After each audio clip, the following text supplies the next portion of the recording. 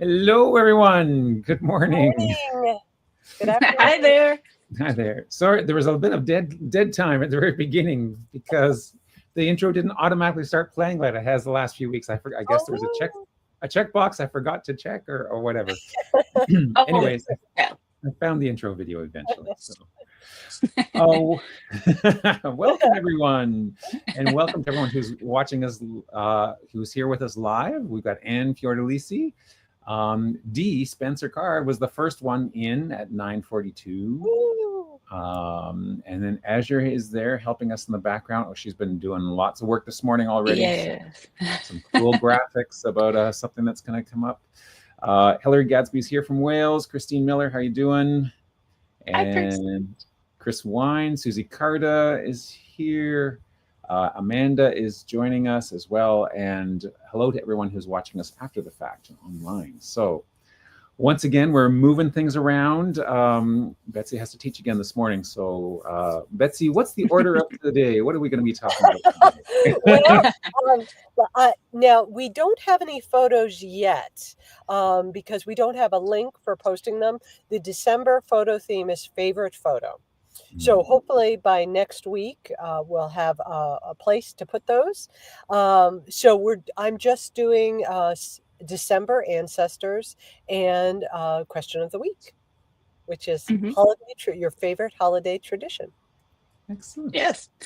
Hey, Betsy, people are Yes. saying they love your outfit. Oh, Merry Yeah. Christmas, December, Betsy. thank They you. love your scar, Uh, your well, scarf. I mean, this is my tartan, my Menzie tartan.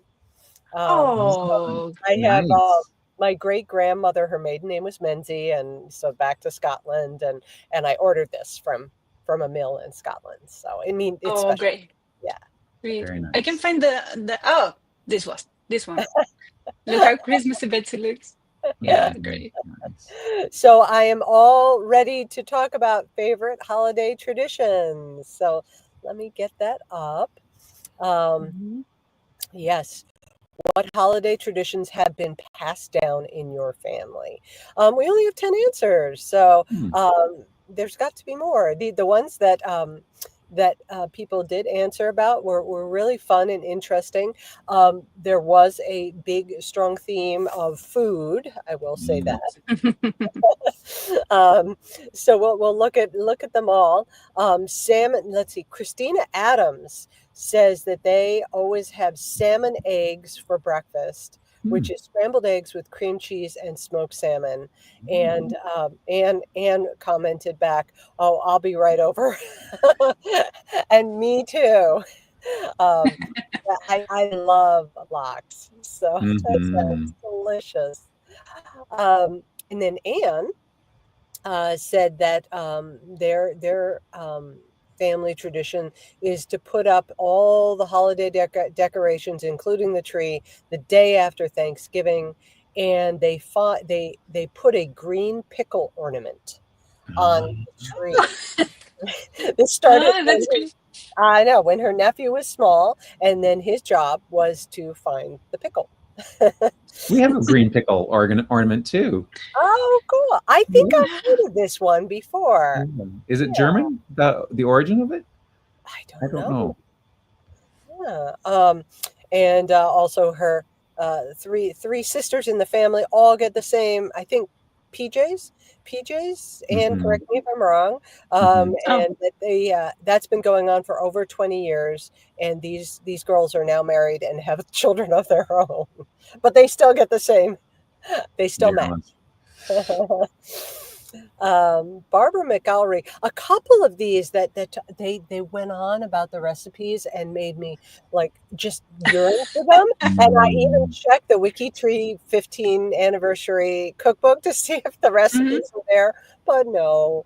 Barbara Oh, McAllery says that she makes a recipe from her second great grandmother, Eliza Jane Pittman, Mm. full of beautiful dried fruits, sultanas, currants, raisins, and mixed peel. You soak it for about a mm. week in brandy. Mm. Wow. Fresh spices like ginger, cinnamon, mixed spice, and nutmeg. Oh my goodness. Mm. Sounds So, good. Yeah, Barbara, she said that the recipe is handwritten by the granddaughter of Eliza J. Pittman, and it is now pretty brittle and yellowing, so much so that I had to laminate it. And has taught her niece how to make the pudding. She's a great fan, and so Barbara knows the tradition will be passed on, which is lovely. Okay. So has she taken a picture of that and posted it to the WikiTree profile, so it's preserved for perpetuity? Has she on Pittman 235? That's what I'm wondering. She should if she hasn't. She should. Yes. Maybe I'll send her, Barbara, if you're not watching, I'll send you a note and get you. Or maybe it was included in the WikiTree cookbook from last year. No, it was not. I looked for it. Oh, you looked? Yeah, I did. I did. Because you can look by WikiTree member, Right. the person who contributed. Ah. Okay, Vicki. Over to Vicki. A South American contribution. Oh, yes, but, well, do you want me to read it? I need to get close to the screen. Well, we have, again, our Venezuelan friend, Renzo Fernando Herrera. I don't see the, okay. Thank you, Betsy. I'm not watching the. And he tells us about food and the traditions in his family. I happen to know most of the dishes because we have a lot of Venezuelan immigrants in Chile, and so they say the most important tradition shared by generations is the dinner, and they have a special menu. The start is the hallaca. The hallaca is a type of, he says, tamale, but it's similar to the Mexican tamal, which in Chile we call humita, and I will show you some image. In the colony, he says, it was created by slaves from the leftovers from their master's table, and that's a traditional dish that was created in Mexico by the Aztecs, and well, yes, I guess Aztecs. And it's made of smashed corn, and it's mixed with vegetables or meat, fruits, with different things. In Chile, we have that just with the smashed corn, no stuffing, and that is served. How do you say? Wrapped in leaves.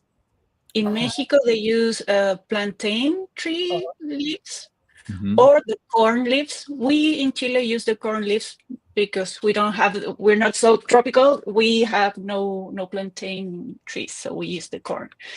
And then he says it is important to say that all family members participate in its preparation. Yes, that's a tradition because it's so much work to prepare the hallacas. And as a curious fact, for every Venezuelan, the best hallaca is the one that my mother makes. Yeah, that's for all dishes in every country. Another component of the menu on Christmas Eve is the pan de jamón, which I know too. It is delicious baked bread filled with ham, olives, and raisins.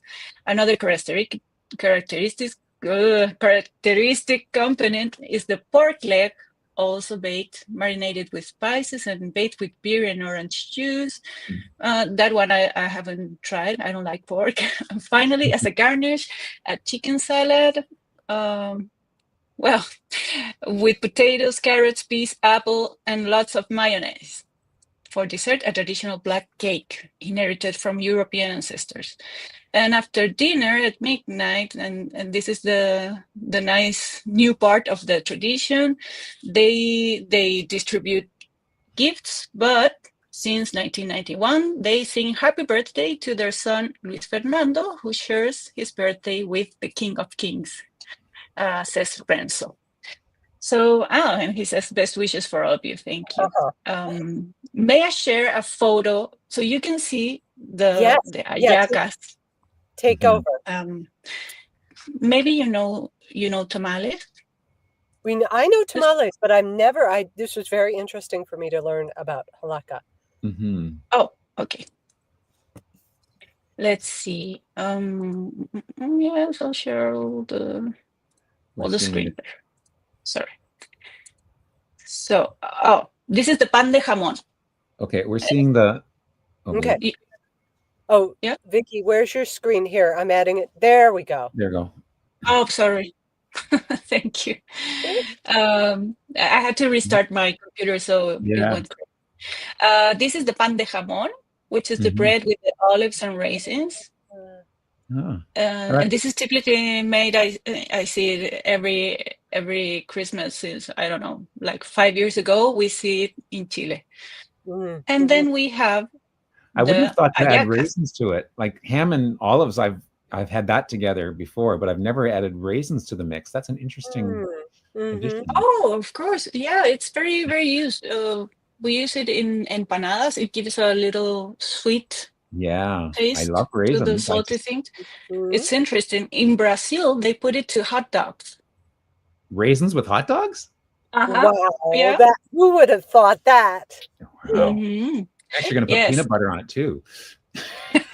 Well, this is hallacas, and Oh. hallacas is the tamale that maybe you know from Mexico, and this is the corn that's made a dough,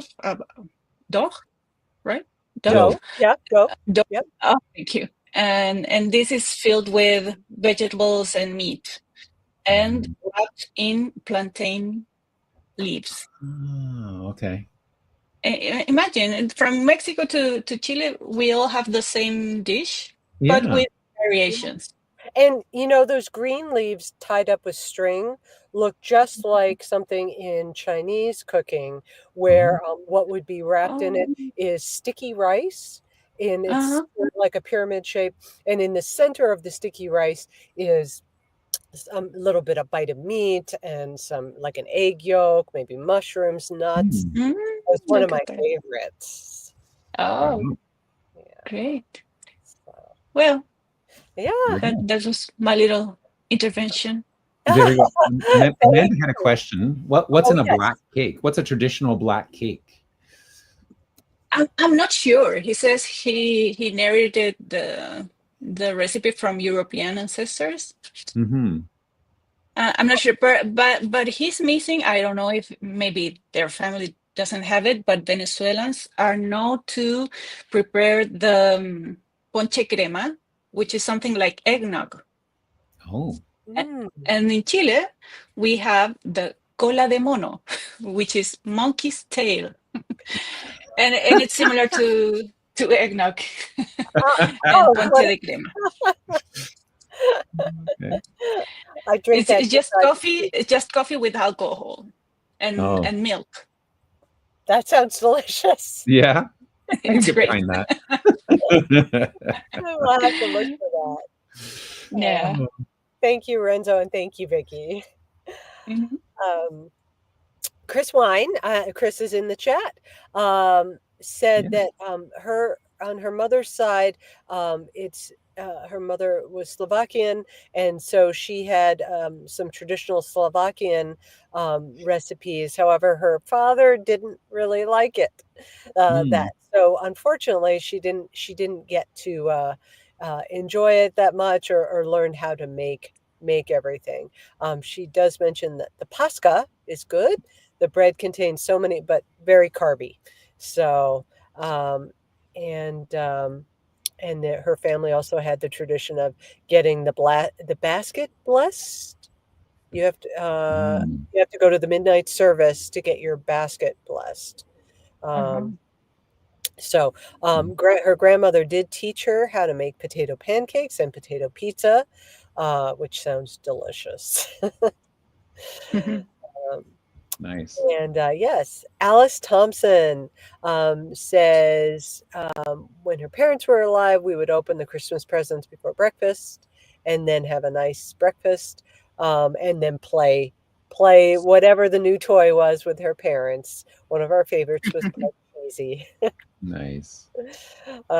Judith Brooksbank says Christmas Day church service, not Christmas without it for me. 1 or 5 of them. What was that, Greg? I say 1 or 5 of them. 5 or 5, I've got right? 5. 3 on Christmas Eve, 2 on Christmas Day to play for. So. my. Yeah, Kimberly Latta also described something which I went and I looked in the cookbook. Oh, is it there? But it wasn't. She has Norwegian ancestry, and she makes julekake. I hope I'm saying that right. Kake.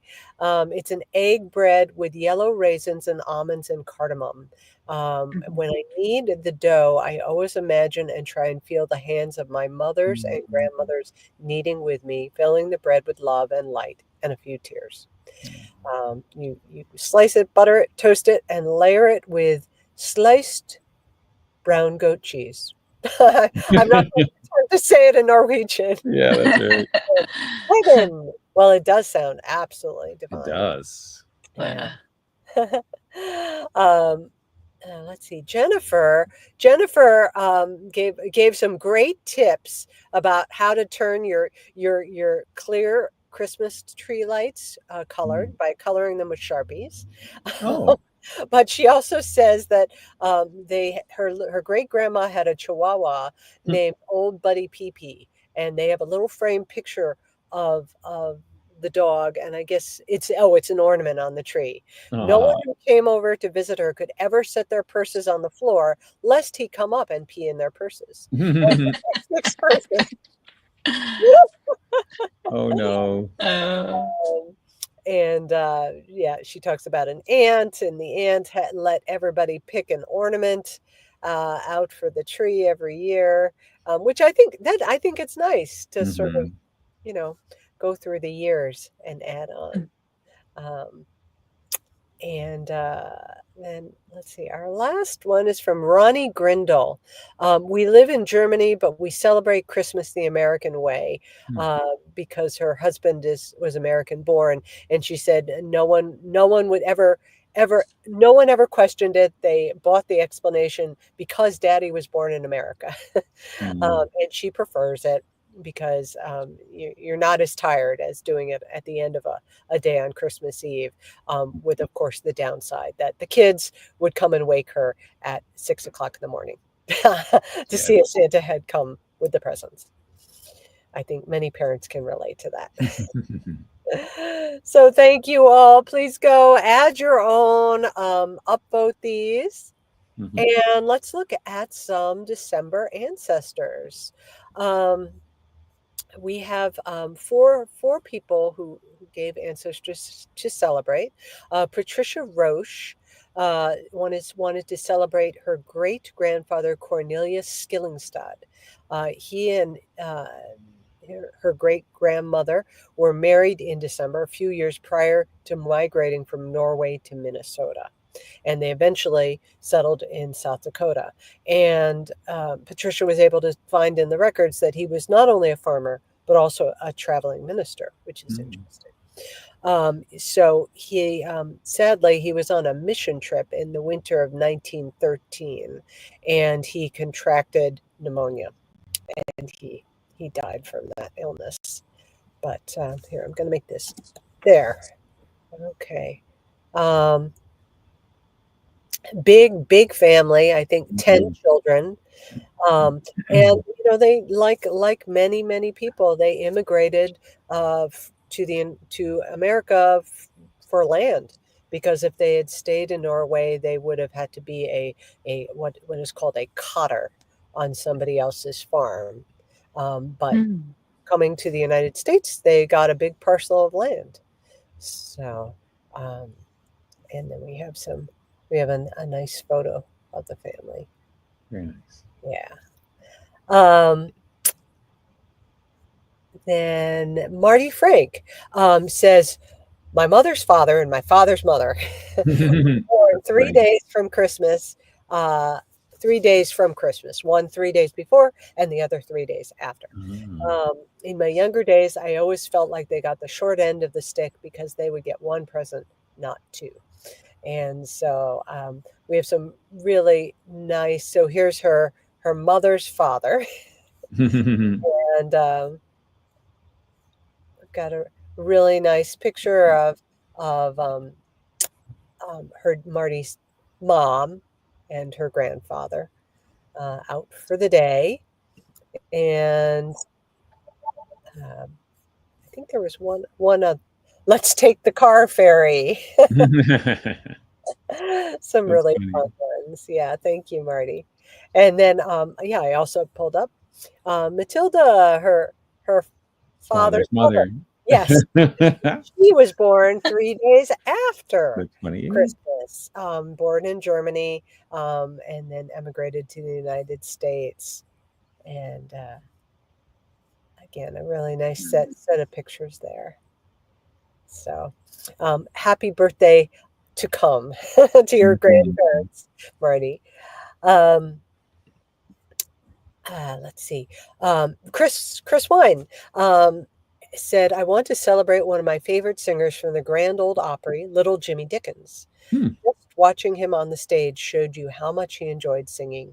He would often drive over 2 hours to get to the Opry 2 days a week and sang until he was into his 90s. Wow. And Chris has done, I was looking at the changes. Where is Jimmy? There he is. She's done a lot of work on this profile. She wasn't the only contributor, but the major contributor. And very, very interesting biography. He was 4 feet 7 inches tall. Oh, I mean, I'm petite. That's very, very short. And he was she described as some awarding of inducting somebody where he was doing the inducting, and he stood on a ladder so that he would be face to face with the person. But he was also a Freemason. Lots of great pictures. He came from a poor family in West Virginia, but very musical family. And so he was clearly inspired by that upbringing. And just eventually music just came a calling, and he devoted his life to it. So yeah, it's very, I mean, I know we can't play a YouTube clip on here. But check out his music. He's an American legend, and a notable in the Appalachian Project and country music. So really, really great work, Chris, as always. And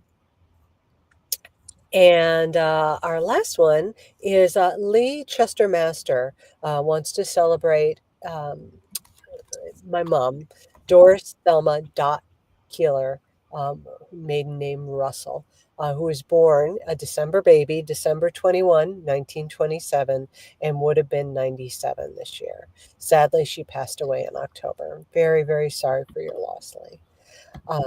Dot always said she only ever got one present at Christmas, as this was a combined birthday Christmas gift, whereas all her siblings received 2 separate gifts at Christmas and birthday. Even if her gifts were bigger than the others, it was still only one gift at Christmas from her parents. Her children always made sure that she received 2 gifts, both given with love. And I have to say, let me go. Where's the photo? This is the main photo on the profile. wow. I just love this. Mm-hmm. You can tell her Beautiful. personality, her spirit's just shining through. Yeah. Great smile. Yeah. She lived in Australia, and there are a couple of other really, really nice photos. Her wedding photo. Wow. Yeah, beautiful, beautiful lady. So thank you so much for sharing your mother with us. Very Lee. sweet. Oh, Yeah. So oh, great. yeah. Thanks, Mm. thanks, Betsy. That was great. Yeah, I love looking at the ancestors. Mm-hmm. So keep Oh, it and the posted. Photos. Yes, the Mhm. photos. Yeah. I love those photos. They were so elegant before. Mm-hmm. Yeah, and people well, there was formality, I mean, it's really nice to be comfortable and relaxed, but Mm-hmm. there's something to be said for being formal once in a while too. Yes, that's true. Great. Yeah. What do you say if we follow with the member of the week before you leave, Betsy? Betsy has to leave. Yes. I think that would be Would you? great.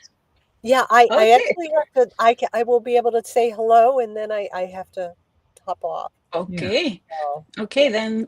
but drum roll. Well, So we have a surprise. Vicki has a surprise for us this morning.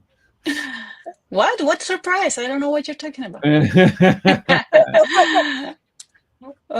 We have. Oh, I'm sorry. Our member of the week is Sven Elbert, and Sven is a wiki genealogist from March 2022. And he participates in our Germany and Holocaust projects. So I'm not seeing the screen, but would you please bring our guest to the stage? Hello. Hello, Sven. You were making me hungry with all the nice recipes that were shared. Really lovely. I'm going to try and get some of those recipes for us. Mm-hmm. Definitely something on my to-do list now. Yeah, really good stuff. Yeah. Well, I'll stop sharing my screen because we have the our main character today live in person. Sven was in the background listening to us all through this time. We plotted this. Yes. Yes. Well, I will before I hop off, Sven, a big congratulations on Member of the Week. Thank you very much, Betsy. We're so happy you could join us this morning. Yeah, thank you for having me. Yeah. Well, thank you for accepting our invitation. You're leaving, Betsy? Yes, I have to go. I have an early meeting. So, all right. Okay. Have a good day. Bye. Good luck. See you.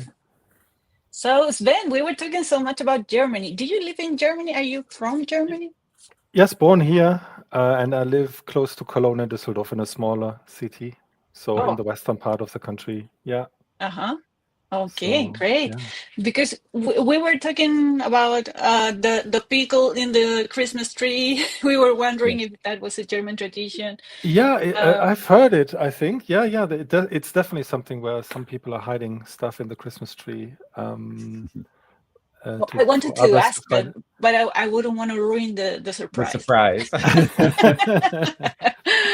surprise. So you've seen that? Yeah, there's also we have these Berlin donuts, the Berliner, when John F. Kennedy said, ich bin ein Berliner. So that's a jelly donut. And you can also eat them for New Year's Eve.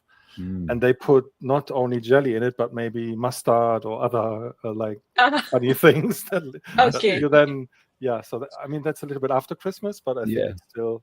But as a joke, a fun tradition. Yeah. So one in for the whole family, and then one in those has something special in it. So it's kind of fun. I see. So they're not all mustard donuts. Only one of them might have mustard in it. Only one. Yeah. No. The others are then perfectly fine with marmalade and whatever. Yeah. We have berlines in Chile.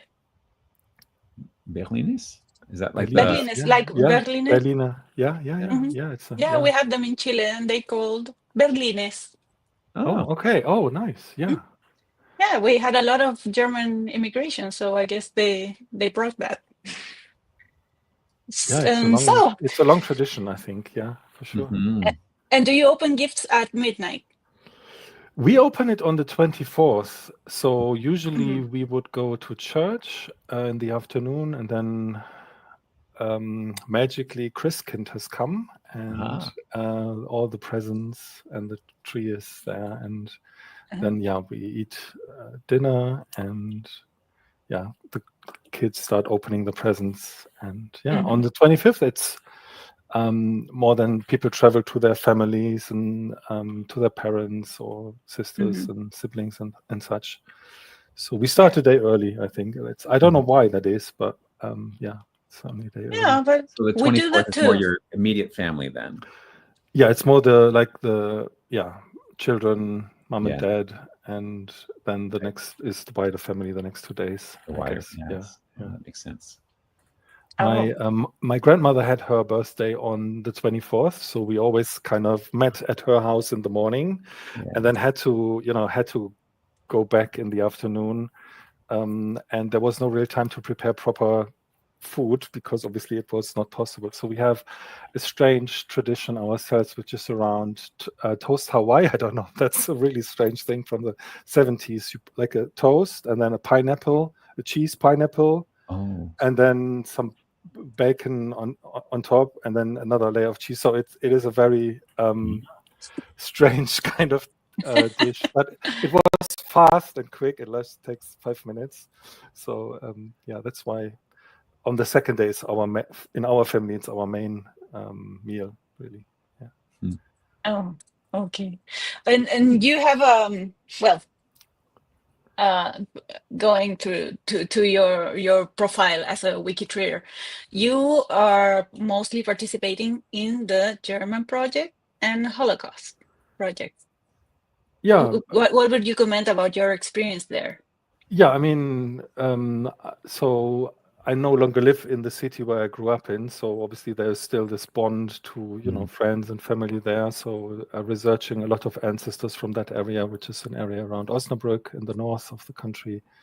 And so some other come from another part of Germany. So the Germany project makes a lot of sense, I guess. Of course. And yeah, of course, also the Holocaust project is, you know, a hard one to do, of course, but an important one. So looking currently at the victims from the town I grew up in and adding those in and trying to connect them to the tree. So yeah. And you have a personal story there, right? With your father, through your father?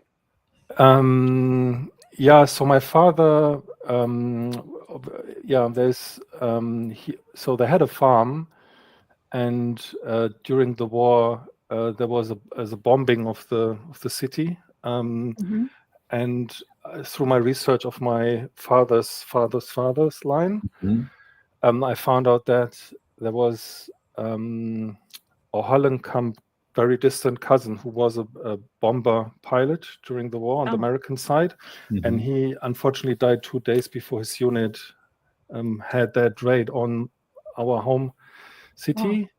And my dad was in a cradle, and the family took shelter in the basement. But my father was 3 months old. He was still in the cradle, and a bomb hit the house next to theirs, was completely destroyed, and all the glass from the window, the cradle was standing next to the window, was in the cradle of my father. So they were very, very lucky that I even live, right? So, and thinking about this discovery and my, you know, very distant cousin, how he fought for freedom, and, you know, all of that, I think is, you know, quite a big moment where you kind of was thinking, oh my God, this is like fate, whatever it is, right? And it's also connected, right? We are, you know, obviously in difficult times over here in Europe with war again, and so it's certainly something that makes you think and cherish those ancestors that also help fight for freedom. Yeah. Yes. Well, and that connection to America was what brought you to be a genealogist, right? Yeah, oh yeah, that was my uncle probably. So he said, "Oh, we have this uncle, and yeah, we have this uncle who emigrated to the United States." And I was a little boy, and I had this book with all the maps of the world, and so I looked at like, oh, and there was actually a mountain called Mount Elbert somewhere in the U.S. on the yeah, and it's one of the highest there. And my finger was always on the map, and I was, oh, maybe we are the folks who named why the mountain is named that. But yeah, I found out that it wasn't us, and of course, but I'm related. I can see now how many steps I am related to the person who actually gave that mountain his name. Yay! Oh, it's 22 degrees currently, so that's funny kind of thing. So, and that kind of got me interested and made me research those like immediate ancestors and kind of try to find out a little bit more. Yeah. Great. And what are your favorite features of WikiTree? Besides the mystery box, of course. Oh yeah, there's so many. I mean, there's so many. Like the relationship, like seeing how many degrees you are from people is obviously great for connecting. The DNA confirmation citation maker, Greg, is also really cool. I can't use it often enough, but whenever I can, I'm really happy. So that is really good. The fan chart. I mean, there's so many great things. WikiTree B, the citation, the saucer. So those additional add-ons is just thanks to all who spend time helping us with those great tools. It's really amazing, I think. And you have started many one place study names and one name study? Yeah, I have a one name study, which is the Hollenkamp name study, which is my patrilineal line. So I have a lot of last name changes in that line. And one of the mysteries was to find out more about this Hollenkamp name, who is also then the last name of the person who we spoke about before, who was this bomber pilot. And they come from a little farm to the north of Osnabrück, and most of them have now emigrated. So there's nowadays more Hollenkamps in the States than over here in Germany. And they have become brewers, and there was a Dutch line where they had a clothing store. And so it was really quite fun. An American cousin of mine, Cheryl, she helped me a lot in researching those. And there's a Hollenkamp, Peter Hollenkamp here in Germany, who has done a lot of research there as well. So that was, a collaborative effort. And then in my little home village where I grew up, all the farms and everything is my other kind of passion there. So that's a one place study, though, not a one name study. Right. So I enjoy it, but I can't, I'm jumping from things. So like I have to, I can do like maybe 3 days, one thing, and then I need to switch a little bit and then come back to something. So it's a little bit weird, all these rabbit holes that I found. And but it's good fun. Great. And finally, what would be a message to all our WikiTreeers? Maybe an advice or something that inspired you? Oh, I think I'm just super grateful for, it's like standing on the shoulders of giants. It's like everybody has so much knowledge, and I'm like learning something new every day about, from like the Germany team sources in areas I've never explored. And then I have a question like on a Belgian or Dutch, like immigrant or US immigrant, and somebody chimes in and has some advice and help. So I think it's a great community that really, like, this collaboration piece is what I came here probably for the cousin bait and the like trying to find more Hollenkamps for my YDNA testing.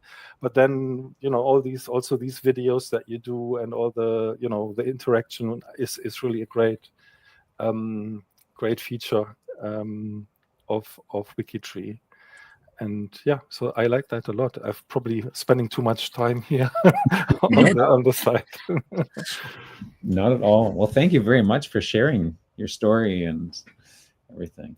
Thank you. Yeah. And for coming to our LiveCast. So we're glad to have you, and we invite you to stay during the LiveCast if you have time, of course. Okay. I can stay a bit. Yeah, if I may. Yeah. Please stay, comment.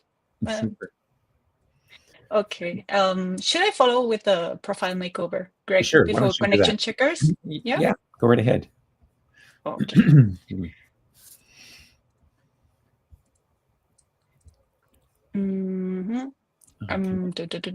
I lost my screen. Oh, there it is. There it is. Do you remember this profile from last week? Yes, you shared this one. Yes. Yeah. Well, actually, it was Betsy. Because it was one of our ancestors from November, right. And this was so familiar to me. I've seen that. This was a profile makeover made by Lucas Murphy, but it was from before I managed the challenge, so I didn't have it on top of mind. But you know what? Lucas has also, he made profiles for everyone. To give a little context to if you didn't watch this, Lucas Murphy collects photographs. He buys all photographs from people who are not his ancestors, and he gives profiles. He researches their family, and he creates these wonderful profiles. He has a YouTube channel which you can subscribe to, like I did, and we showed this great profile that he made, and of course he creates the profiles to all their family. So my next profile makeover is Henry Adolphus Shader, which is Adolphus' great grandson. Okay, he's a grandson, and it was the second profile makeover of Lucas Murphy. So we see Henry originally he only had one source, which was Find the Grave, and one line as a biography. And then we have this profile makeover. I will, so we can appreciate the background. Yes. Now we have his photo as an adult. We have a whole biography with the children biography as a child and research notes, and we have his parents, siblings, spouse, and children. So, I mean, we were talking last week about his grandfather, and now we're talking about the great grandsons. That is a huge work that Lucas did for this family, and he says no known ancestors of this family have come yet to find these profiles. What a treasure. Oh, wow. Wow. And he uses the photos that we saw last week, and he creates this great biography. It turns out he talks about his father, about his grandfather. He reuses the same info, but also he contributes more info, like Henry Adolphus was a skater, and he defeated the Kentucky champion in 1907. Wow. This is awesome. How did he find everything? Imagine all that work. Wow. So many pictures. It's amazing. Yeah. Yes. Yeah. And he says newspaper articles have not been found. He did the research, but he has a photograph, and then he married Nellie Ritchie. He registered for World War I in Kentucky, and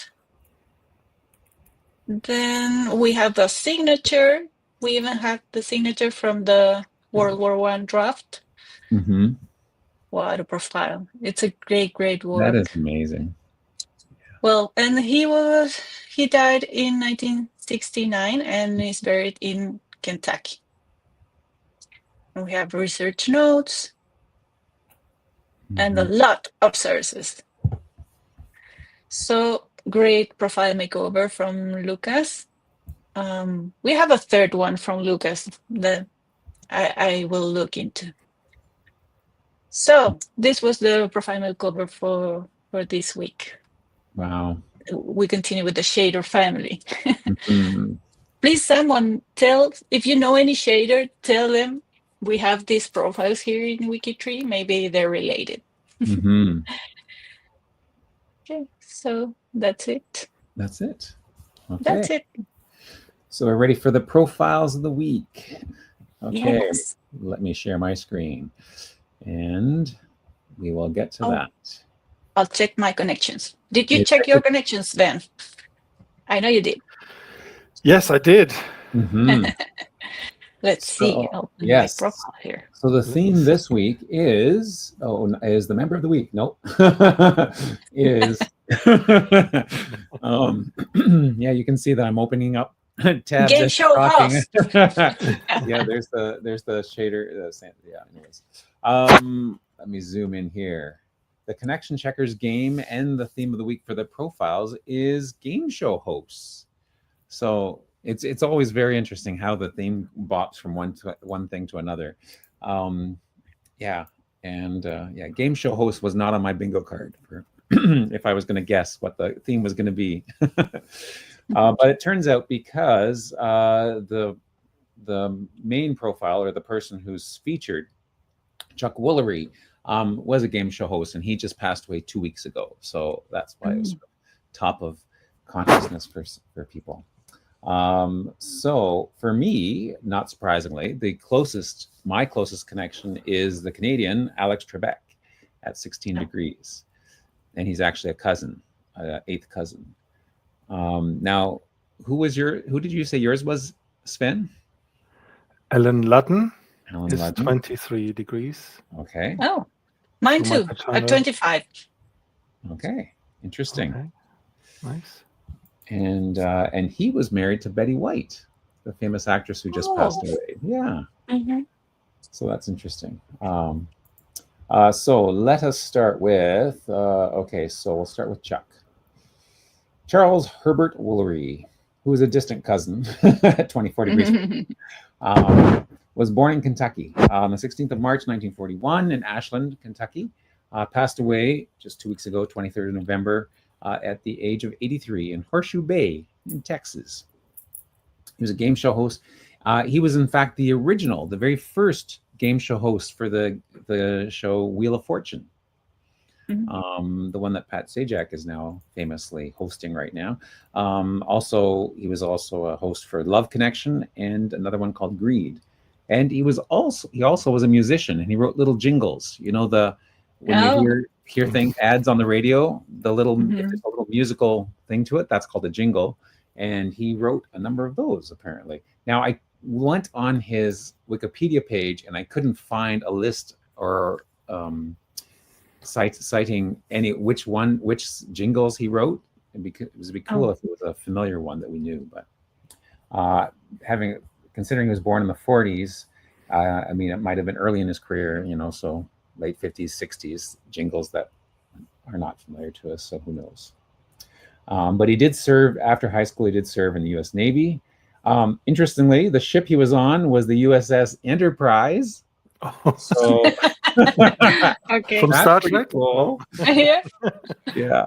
Chris Ferriolo is going to be excited about that, and I know he's in the chat. So he was, yeah. Yeah. So now there must be. Is there a free space page for the USS Enterprise, or a project that follows the USS Enterprise, like the actual ship? That seems like something that'd be kind of cool. Just throwing that out there. Yeah. Often these random comments that we make on the LiveCast, whether you know it or not, people actually take them seriously. So Judy Stutz, who's in our chat, she created a profile for a notable that I noticed was missing. The author, the poet of I Think Mice Are Rather Nice. Remember I read that poem? Yeah. And by the end of the day, she had the profile already done for the author.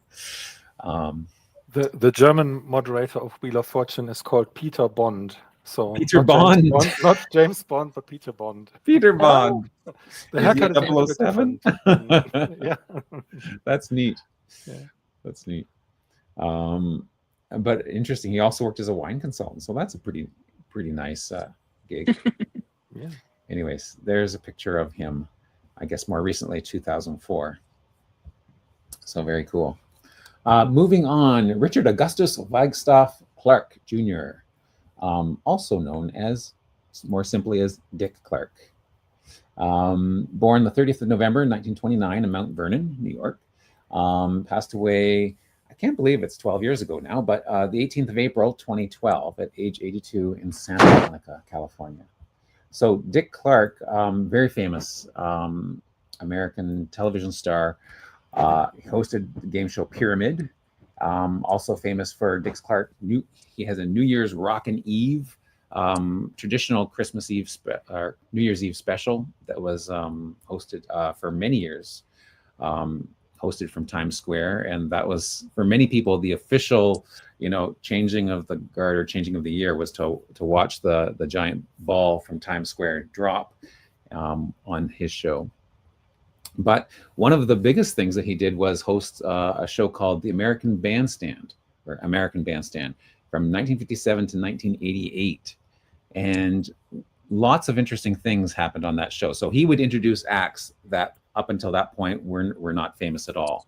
So, and if you look at the list of people that were introduced on his show that others hadn't heard about before: Iggy Pop, Ike and Tina Turner, Smokey Robinson and the Miracles, and Stevie Wonder, Prince, Talking Heads, Simon and Garfunkel, Madonna. Like, all of those people made their debut or very early in their career on his show.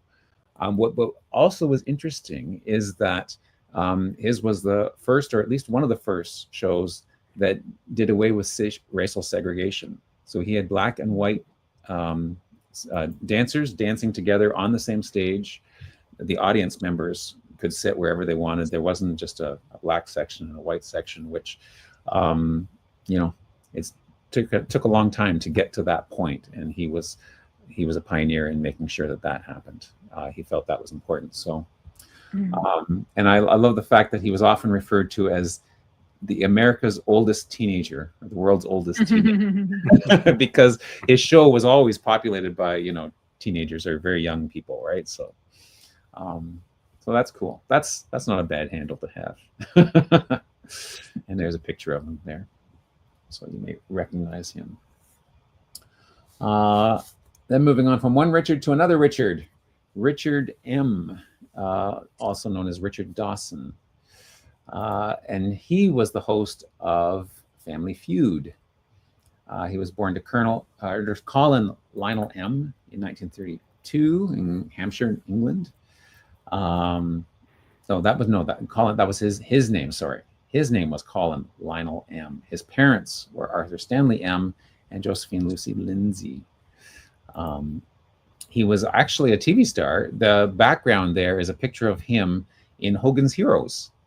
He was actually a character in Hogan's Heroes, a Corporal Peter Newkirk.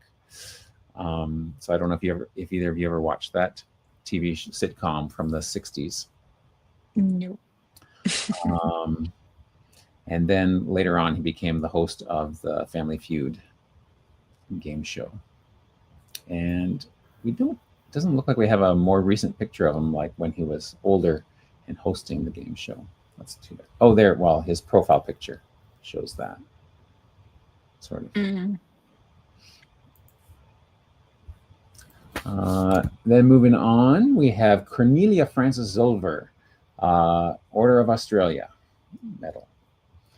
She was born in 1941 in Liverpool, in England, and then died in Australia, in Sydney, New South Wales, on the 28th of May, 2018, at the age of 77. She was credited professionally just as Cornelia Frances, an English-born Australian actress.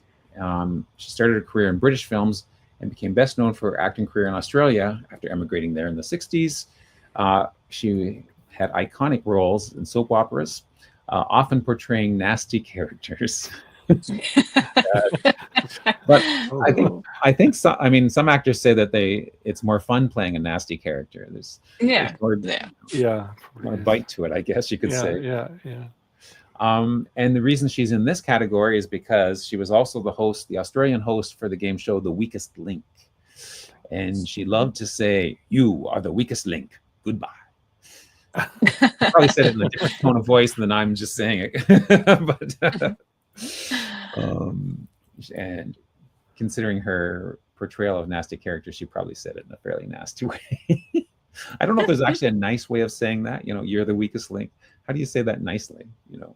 Yeah, no. You know, it's just not a. So, anyways, it's quite a nice profile, and if you read through it, it talks about her life. It's quite a nice detail of her life. There it is, highlighted. You are the weakest link. Goodbye. So she was awarded the Medal of the Order of Australia. That's what the OAM stood for at the top of the thing, posthumously. So after she passed away, for her service to performing arts as an entertainment. So that's nice. Then we have Johann Herbert Magnus Herenstam, who was born on the 19th of June, 1941 in Västersvik, Kalmar, Sverige, Sweden. and passed away on the 13th of June 2015 at the age of 73 in Kommendersgatan, Hedvig Eleonora, Stockholm, Sweden, Sverige. And he was that's about all we have in terms of the profile here. There's just where he was born and whatnot. Interesting research notes added. The name Herrenström was taken by his grandfather and is probably related to the grandfather's place of birth and where he lived, Herent. So I mean, they're close and they sound similar. So it could be Heron's place, maybe Stamm. I mean place. So there we go. Stamm is maybe stemming from, yeah, something like that. Yeah, exactly. And he was the host of. He was the Swedish host of. I have to go back and peek. Where is it? It said here, and the Swedish host of. No, I'm on the wrong page. No, not there. There. No. Oh, I just closed it. Jeopardy, I think. There. Jeopardy. Yes, it was Jeopardy. Yes. Thank you. Yeah. I'm Swedish. 40 degrees from here. 40. Wow. 42. How much are you, Sven? He's the most distant for me. 42. 42. Degrees. Yeah. It goes through the US and then back to Sweden. It's kind of a weird. Oh, Yeah. that's interesting. Oh, let's see. Where does mine go through? Wow. 34. Yeah, I see. Only 4 marriages, but yeah. Gustav Dorston. Oh, a few private people. Then up to the French. So I'm not sure between the Swedish Larsens to the Corbet Dubois. So my connection may have stayed in England until the French came over. Interesting. Then we have Steve Harvey, who is living TV host. And he is the current host of Family Feud, I believe, in the States anyways.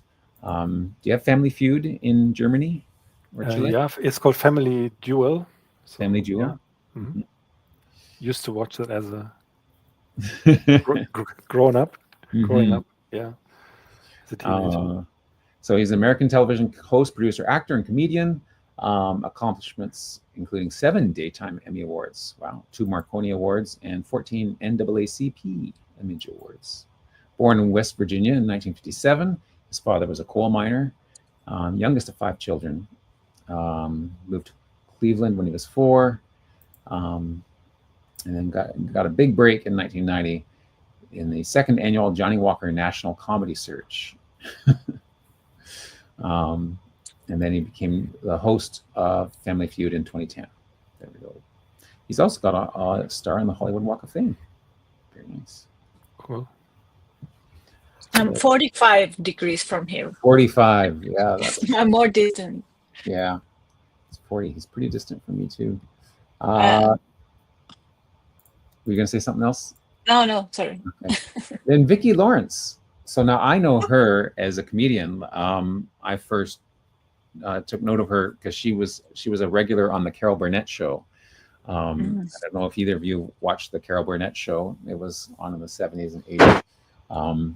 But she often played Carol Burnett's sister in the sketches and whatnot. She's hilarious. I thought she's a great actress. American actress, comedian, pop music singer, known for many characters, originated on the Carol Burnett show. She was born in 1949 in Inglewood, California. Her birth name was actually Axelrad. So Vicki Axelrad, but then they changed their name to Lawrence legally when she was young. Anyways, she participated in a contest for a local firefighters ball, wrote a story about her and about how she looked like Carol Burnett, and then was eventually invited to join the Carol Burnett show. Married Bobby Russell and then later Alvin Schultz. And what I didn't know is that she's actually a singer who had a #1 hit in the 70s called The Night the Lights Went Out in Georgia. Did you know that? No. Well, if you Google that or go on YouTube, you can hear her sing that. So I knew the song, and I like the song. I mean, it's well done, but I never connected the song and the singer Vicki Lawrence to the actress Vicki Lawrence that I knew. So that's kind of wild. And she's living, right? She is living. Yeah. Yeah, because she's private. Okay. Yeah, she's born in the 40s. Yeah, born in 49. Yeah, and she is still alive.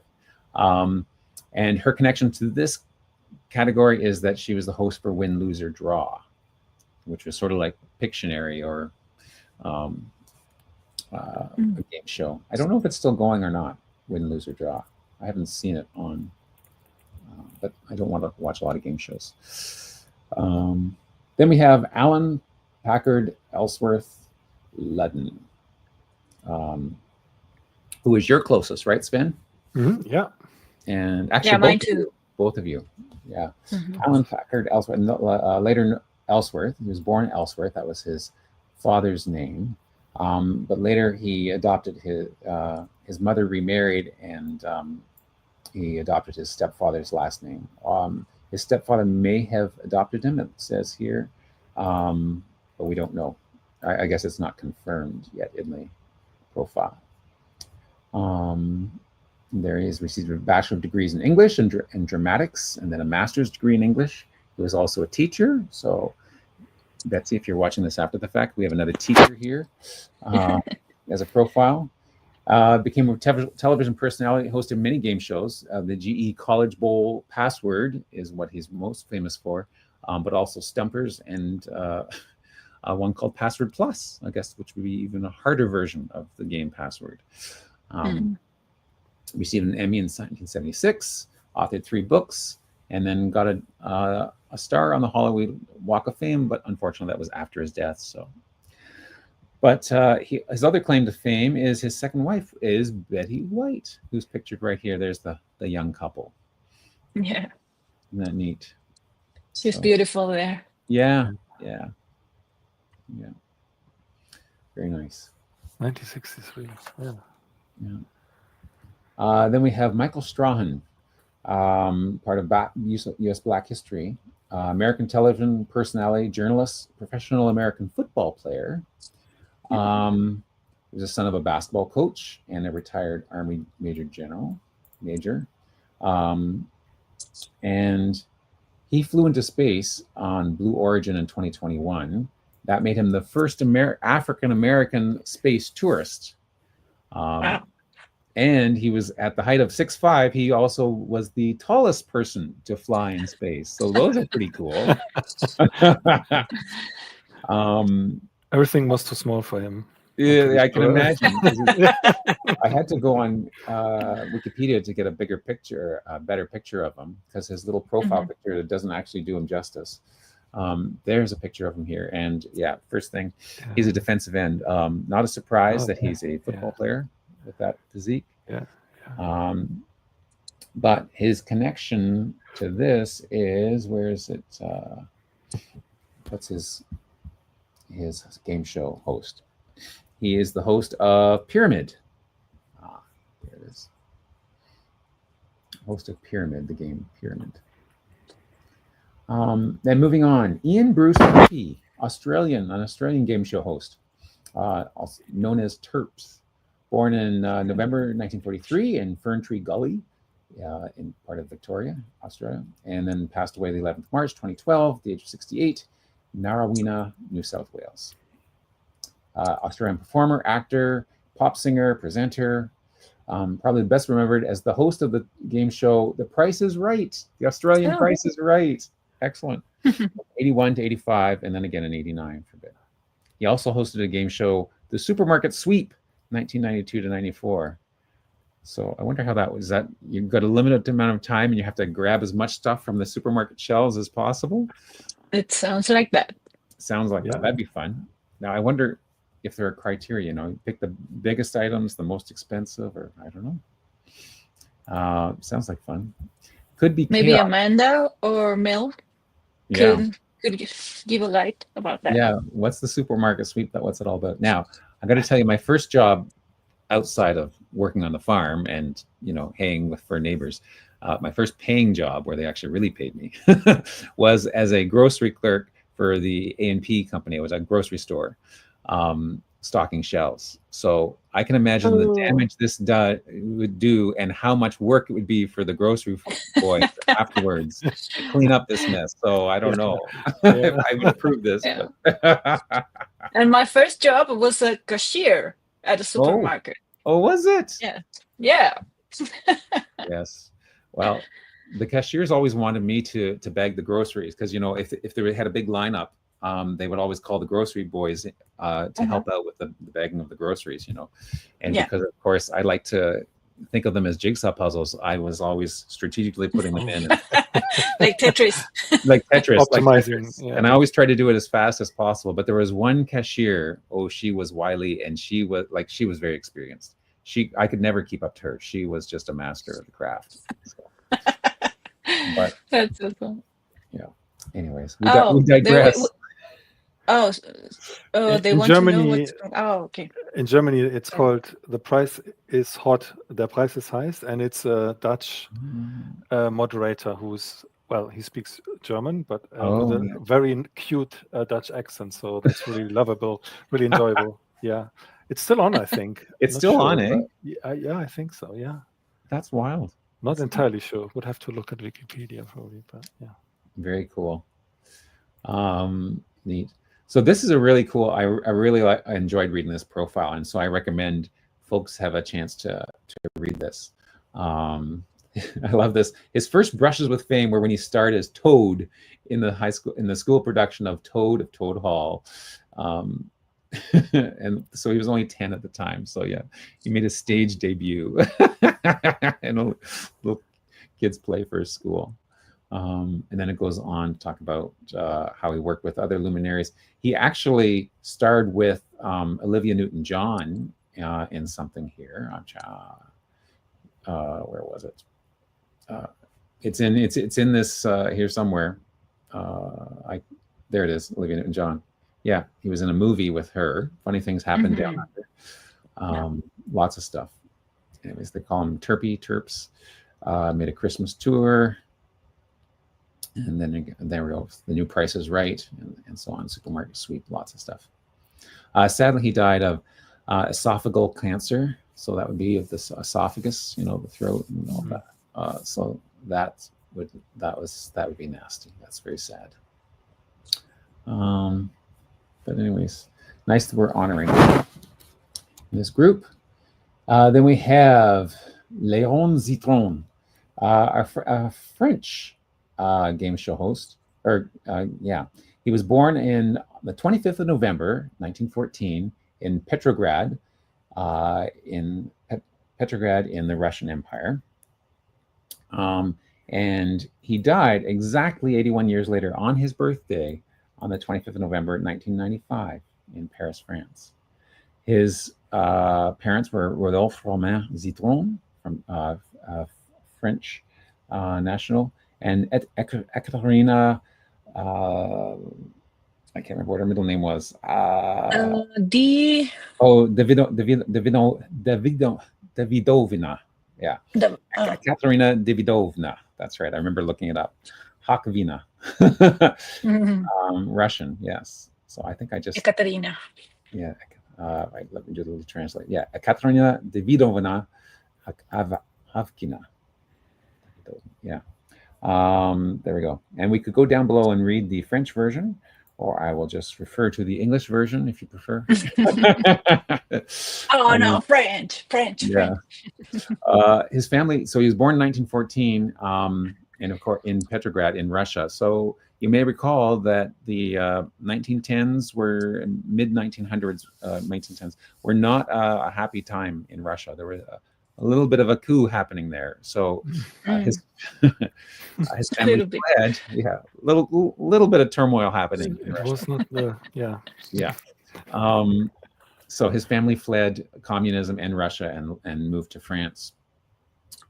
Which was a little bit safer for a few years until World War II came along. But anyways, he became a French citizen in 1936. and studied chemistry, later journalism at the École supérieure de journalisme in Paris. Worked for Radiodiffusion Française in 1948 because he could speak Russian, French, English, German, and Italian. Wow. It's pretty impressive, eh? Wow. Then appeared on television, commenting on horse racing because he was always a horse racing fan himself. Mm-hmm. He was also a commentator for the for events that happen, like the Tour de France, the Olympic Games. 8 times he hosted those. The Bastille Day military parades, the Eurovision Song Contest, which is big. Wow. And then also different game show hosts, which I guess qualifies him for this. Interville, 12 seasons of that. Entre Neige, Jeux sans frontières, and Jeux sans frontières in English would translate as Games Without Borders. Oh, okay. So I'm thinking Games Without Borders, that like games without rules, that could be pretty dangerous. So that might be a kind of a funny thing to check out. And in fact, at one point, General Charles de Gaulle himself said that he admitted that Léon Zitron was probably more famous than he was, which is hard to believe, but possibly, more of a household name. People may have recognized him more. So interesting. Yeah, that was a very famous show all across Europe. Actually, this Games Without Borders. Yeah, it's had a German version of it where, I mean, at that time we had 3 channels only, so everybody used to watch it back in the days, and people would come to their neighbors' TVs. Really? No, it was the streets were empty when those kind of things happened back in the days. Wow. My grandpa told me, right? What was it called in German? Spiel ohne Grenzen. So game without frontiers, game without borders. Yeah. Mm-hmm. Yeah. And what happened to it? Like, what did the game involve? Oh yeah, they all stopped at some point, and then something new came up. There was one very famous moderator who then developed a lot of game shows that followed later on, who did that as well. So that was it sounds like something that I used to watch as a child, but I don't know if it was from Australia or UK. It was called It's a Knockout. I don't know. If any of you have heard of that, please let me know. I really like that, and it sounds just like Games Without Borders. Interesting. Neat. Then our final profile of the week is our Canadian profile, our Canadian content. Joseph Georges Alexandre Trebek, also known as just Alex Trebek, host of Jeopardy. He was Canadian, born in Sudbury, Ontario, on 22nd of July, 1940, and then passed away, sadly, 4 years ago, 8th of November, 2020, at the age of 80, Los Angeles, California. Canadians are very proud of him because, of course, he was very famous, hosting Jeopardy. But he'd host a lot of other things. Before he got to the States and hosted Jeopardy, he had hosted a whole pile of game shows, including some Canadian ones, which were kind of stinkers in comparison, like low budget little things. But like The Wizard of Oz, like there'd be a lot of math in that one. So I would have loved to see that one, but I don't think it even made it into reruns. Double Dare, High Rollers, Battlestar, Classic Concentration. Now that one might be interesting. To Tell the Truth. Now I think that one that one was a little more famous. He did become an American citizen. I will say sadly, but that's okay. In 1998, but then he was diagnosed with stage 4 pancreatic cancer, and that's what eventually he passed away from. But he was well known and well beloved by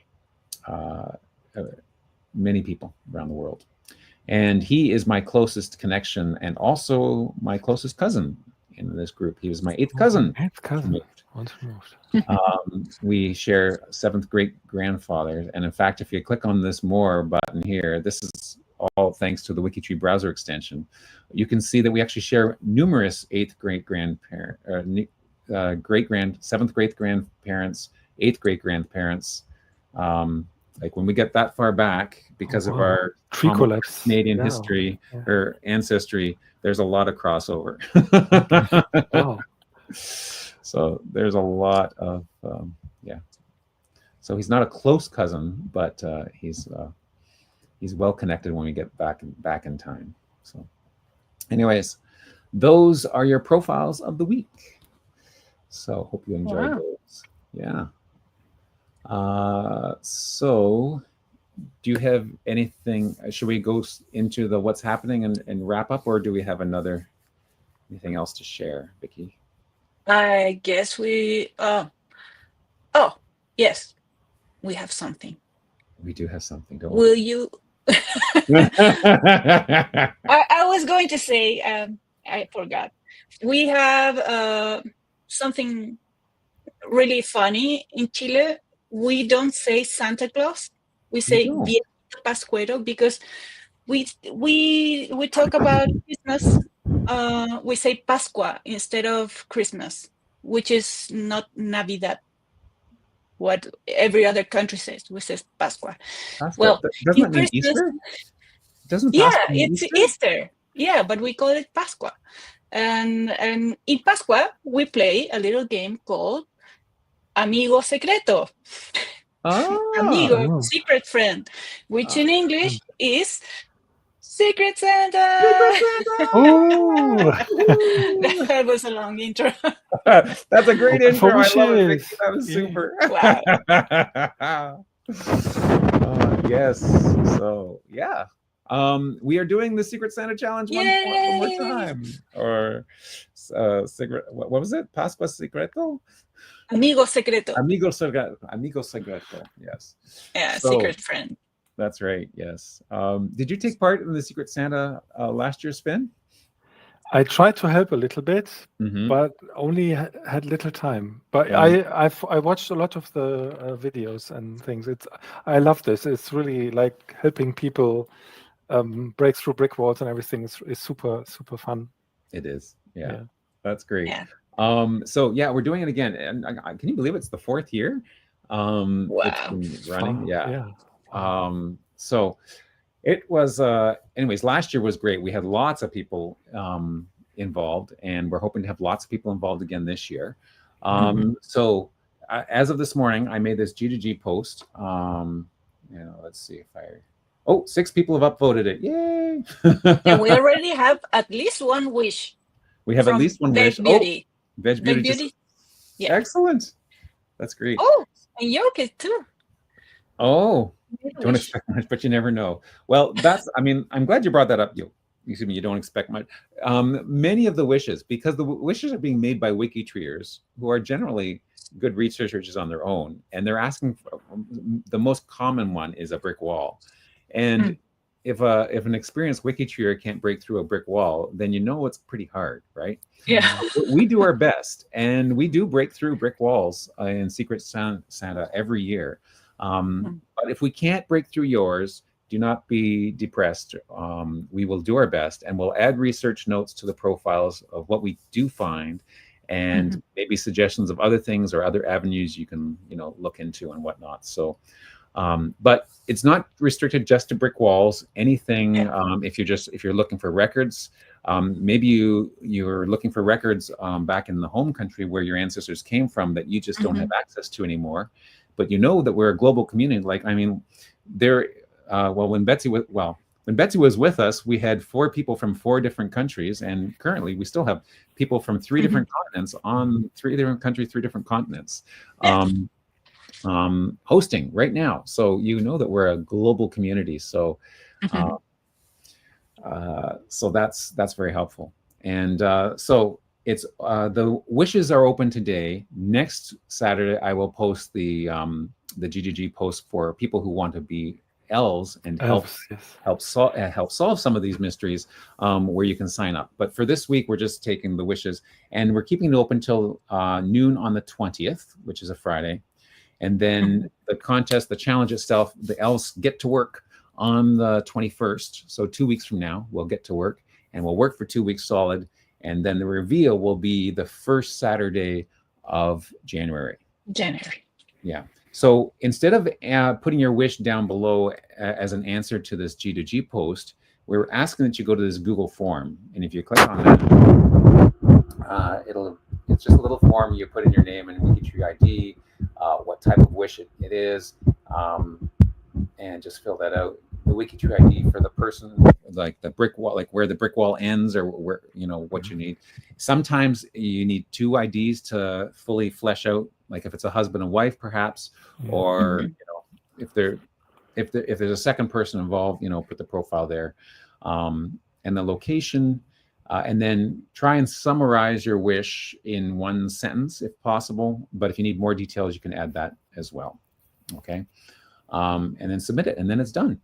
The beauty of this system for us is that it automatically puts things in a spreadsheet for us, because what we've been doing here's a little peek behind the scenes. We were taking all of your G2G posts and trying to pull out all of those information, put them in a spreadsheet, put them in the free space page. And this is so much easier. This is so much. I don't know why it took us so long to figure this out. I mean, I've been using forms and spreadsheets forever, so why didn't I think of this in the first place? I don't know. But anyways, part of it is because we have 2 new elves. Vicki has joined the team of lead elves this year. I was an elf last year, elf, but now you're a lead, on the background. Now we've made you a lead elf. And Danita has also joined us, and she lives in Italy. So we have someone from Italy, one from Chile, some from a couple from Canada. Global. We're all over the world. There's an elf that's awake at some point all the time. Yes. There's always an elf ready to help out. And Danita is a wizard, and she is the one who said, well, why don't you just use a Google form? Yeah. Kind of thing. We're so in love with G2G. Yes, I know. Yes. We are, Sven mentioned the videos, and we are doing, last year was the first time we did the 12 days of Elfmas. We're going to do that again this year. And now, because one of those days actually is Christmas Day, we might have to pre-record a few of them, but most of them will be live. And the time of day, we're scheduling them for noon most days, but we might have to move them around depending on who the guest is going to be. So stay tuned for that. The YouTube channel, I think right now the YouTube, they'll say 12 noon for all the time, but we can adjust that, right, Azure? We can adjust that if we need to. So if you've got yourself signed up to automatically get notifications from YouTube, that's the best way to always make sure that you'll join us when we go live. And look at Azure's already created a playlist and put the link down below in the comments. Oh, Azure, you're amazing. That's great. Wow. So we're looking forward to it. So enter your wishes, join us. That's that announcement. But there are a few other things that are happening besides that. Of course, we are on the 7th, right? So sliding down here. Saturday sourcing sprint is going on as we speak. And then, of course, there'll be the regular question of the week, 52 ancestors, the German Stammtisch. One thing that has happened or is happening this week is the WikiTree challenge. We're doing the WikiTree challenge, and let me just flip over to where is it? Social media there. Angie Bigelow is doing the WikiTree challenge, and that is happening as we speak. We are adding more, and would like more people to add more to her CC7. Asher just shared the link for the G2G that's coming next. The chat on Zoom is coming next. Oh, that's weekend chat. Oh, sorry. WikiTree challenge weekend chat. Right. Coming up next. That's it. That's right. Yes. Yes, because everyone who's been working on this WikiTree challenge, they do have a chat in the middle of the challenge. So at noon, in 36 minutes from now. So I guess we better stop talking soon so that people have a quick lunch and then get back. Anyways, so that's happening very shortly. The question of the week hasn't been decided yet, or hasn't been posted here. But then we have Vervatz. It's a great last name, I think.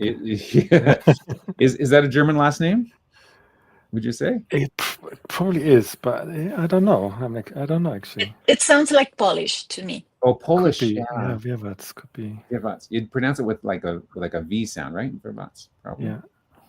Then there'll be connections checkers on Tuesday. Aliyah, Cecilia in Italy. Virginia is the project focused on Thursday. And then we'll have a Q&A Zoom on Thursday, also with Betsy Co. What is German? What's that? Sorry. No, sorry. It is German. I was Googling it. Sorry. What is German? Okay. Oh, yeah, no, sorry. No, it's Thank good. you. Yeah, sorry. The Hollywood Walk will be featured in the Hall of Fame. And then we'll have another Meet Our Members next Saturday. And we'll be back here in a week. So there we have it. That is your roundup for this week. Yay! And thank you again, Sven, Thank you, for Sven. joining Great us. having Thank you you. very much. Yeah, it was fun. Thank you very much. Will you Excellent. ask for a wish for Secret Santa? Or be an elf? I don't know. Yeah, I'm thinking this all the time since you mentioned it. I'm like, oh, what could I wish It's for? exciting. There's quite a few actually that I might put in, but you have to pick one, right? So this is the Yes, you have just to one. only one. You have to like prioritize the right one. Yeah, One I give per that some thought customer, over the right? weekend. But I try with the elf bit a little bit. That'd be great. Well, we love having lots of elves, so that would be super. Yeah. Excellent. Well, Great. Well, thank you, everyone. Asher. Yeah, that's great. Thanks again, Sven, for joining us, and thank you, Vicki, as always. That was great. Of course. Um, Thank you all. Have so a great weekend. Have a great week. Thanks for joining us, everyone who's watching us here. Looks like one last question. Yes, you can be a wish maker and still be an elf. Yes. Yes. And we'll talk about being an elf next week. So anyways, until then, have a great week, everyone. See you later. Bye-bye. See you. Bye.